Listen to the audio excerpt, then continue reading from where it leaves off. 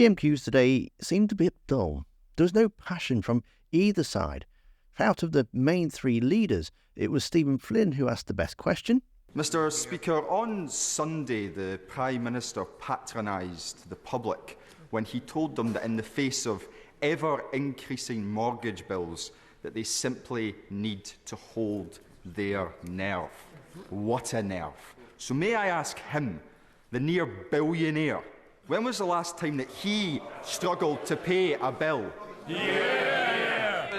Mr. Speaker, the reason that mortgage rates are rising is because of inflation, Mr. Speaker. That is the root cause. Needless to say, that wasn't answered. However, it was Chris Bryant who showed his fire when he hit Sunak with some cold, hard facts. Here, have a watch. The Prime Minister has had responsibility for the UK economy now for 1,323 days, and he's delivered. He's delivered the largest national peacetime debt ever, the largest tax burden since the Second World War, the highest core inflation since 1991, the fastest interest rate rises since 1989, and the biggest fall in living standards in our history. So will he stop lecturing my constituents about holding their nerve, ditch the lame excuses, and admit that he is literally the worst person to be leading this country through a cost of living crisis?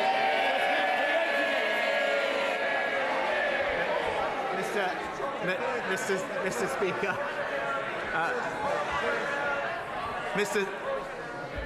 Mr. Speaker, again, what do we hear from the party opposite?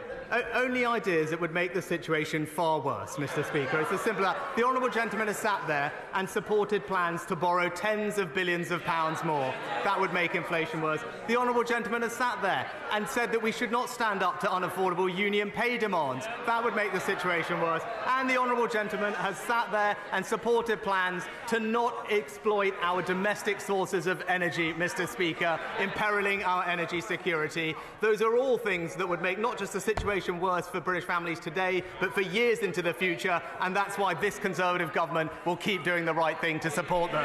I do actually need to correct myself. There was one Conservative member who did show passion. Sean Bailey got quite upset that there's going to be a rail strike, and he seemed to blame Labour for not sorting it out. It's almost like he forgot that it's his party that's in power. Or maybe he's just practising for the opposition. Stand by Labour's refuse strikes. We've had flying pickets, we've had reports of the GMB blocking ambulance workers getting out of their depot as a result of their picket lines, and the PCC trying to encourage the police not to police it. Can I ask my right honourable friend to ensure that he convenes a meeting urgently so we can resolve this, and perhaps he'll join me and tell Labour politicians, particularly one in particular, grow a spine and put people before your paymasters. Michael Fabricant thought he was being funny, or clever, or something last week, and to see him get away with using some very unparliamentary language, you need to watch the video that's on screen now. Don't forget to hit that like button. Thanks for watching, and I'll see you next time.